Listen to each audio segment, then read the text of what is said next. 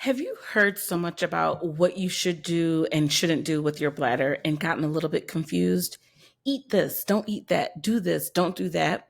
Today, I'm going to go through some simple tips and tricks that you can implement into your lifestyle to gain back control of your bladder that doesn't rock the boat.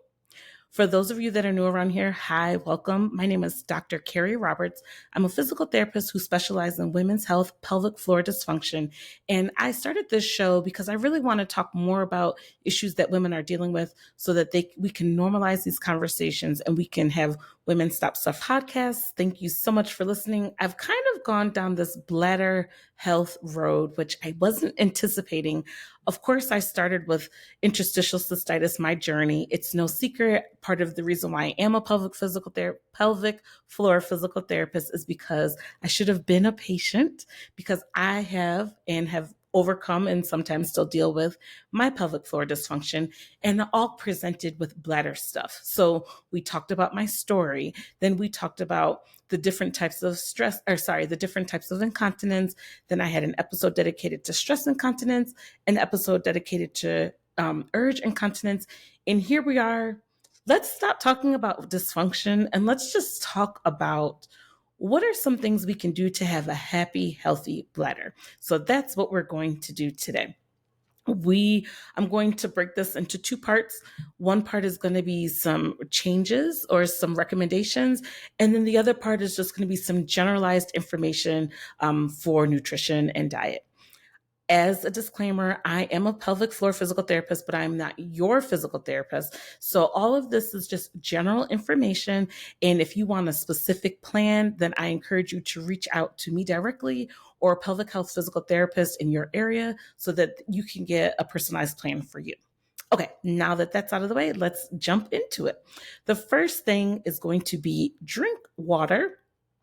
Our body likes water. Our bladder loves water. When we drink plenty of water, therefore the bladder won't get as irritated. When we pee or urinate, when we look at our urine, it should be a pale yellow. It shouldn't look like a highlighter. So if it's a darker yellow, really pigmented, that means it's probably not that concentrated. Our body can definitely use some more water. Something else while we're talking about the water is I live in Georgia. I live in the South. It's the summertime while I'm recording this. And so people tend to get hot and people tend to sweat. So when you're sweating, your body is losing moisture through your sweat glands, which means your body may not be producing enough urine. Or you might notice that urine is a little bit darker or a little bit more concentrated. So especially in the summer months, if it's hot where you are, it might be worth your while to drink a little more fluid than what you usually do to make sure you stay hydrated, make sure that bladder stays healthy.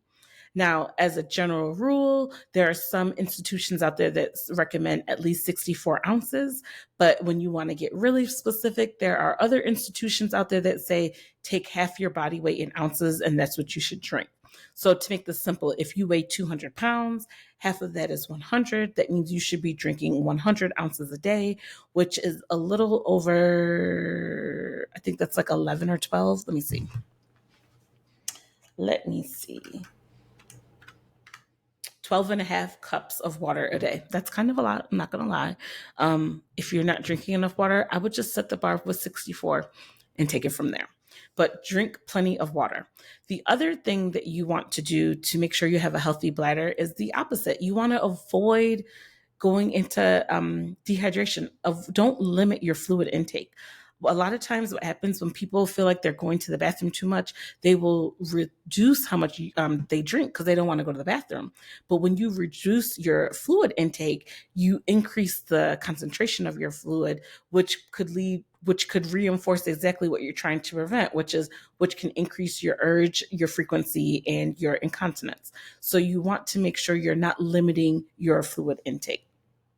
The next thing, as women, we want to make sure that our bodies can breathe. Air should be able to flow in and out so that things don't get irritated.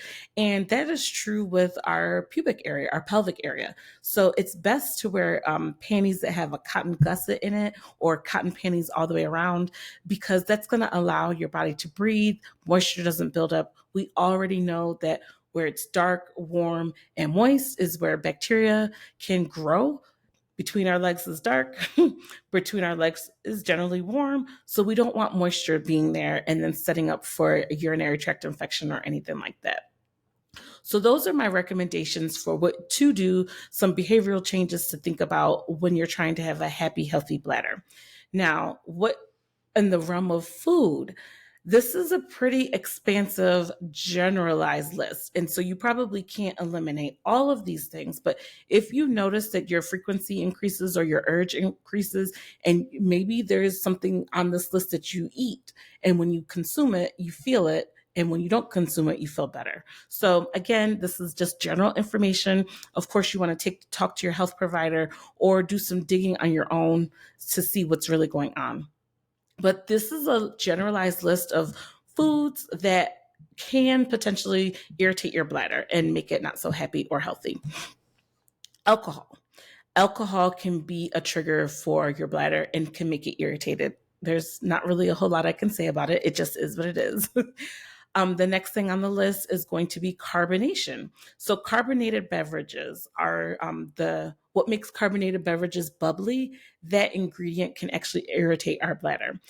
Fun fact, it doesn't have to be soda, anything that's carbonated. So a lot of times when people come to see me and I'm like, I need you to drink flat water. So that means sparkling water is not something that I recommend for people that I tell drink flat water, because there is a difference. Now, granted, sparkling water doesn't have any calories. A lot of times there's no sweetener. So you don't get all of that junk that comes with sodas, but that carbonation in and of itself could be an irritant to your bladder. So that's why it's on this list.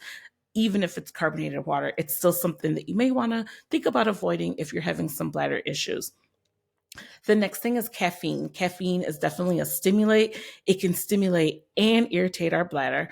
And caffeine in all forms. There's caffeine in some medications. There's caffeine in some teas. There's caffeine in some coffees. So you want to just look at what you're consuming and see if maybe caffeine might be a trigger for your bladder. Something else on this list is milk or milk products. So milk is pretty straightforward. Milk products, you want to think cheese, you want to think ice cream, you want to think yogurt if it's made from dairy. Those kind of things could potentially flare your bladder and cause increased urge frequency. So just something else to think about.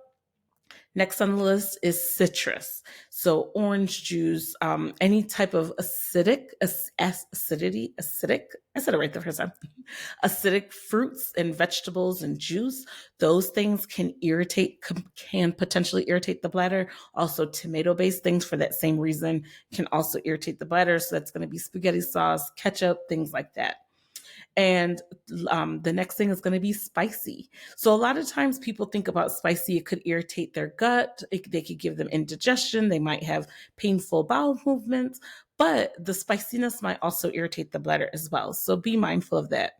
And last and least, I hate to say this because I do love this, is sugar. Things that are sugary could flare up your bladder. So, cakes, cookies, sweet stuff. Sodas kind of is a double whammy because it's got the sugar and it's got the carbonation, candy. So all of those things can potentially irritate your bladder. So when we're trying to have a happy, healthy bladder, we might want to do some investigating and seeing, are any of these food items, A, do we consume them? B, are they triggering us? And C, if we make some modifications with how we consume them, does that make things better?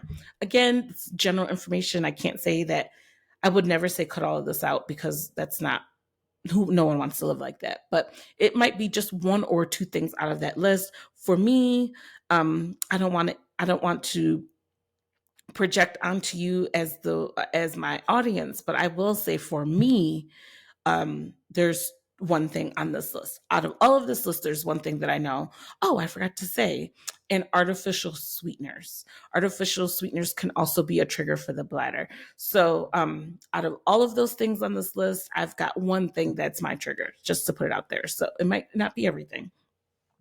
As a review, what can we do to have a happy, healthy bladder? We can drink adequate water for our body. We can not limit our fluid intake so that our body isn't making concentrated urine, and we can make sure that we're wearing cotton clothing so that our bodies can breathe and we don't irritate the skin and get infections. And then we want to be mindful of some foods that can trigger our bladder so that our bladder doesn't get irritated and so we don't have the increased urge and frequency. And just to run that down quickly, we've got artificial sweeteners, alcohol, carbonated drinks, caffeine, just in general, milk and milk products, citrusy things, and spicy things. So there you have it. I hope it was helpful, and I will see you next week with another episode.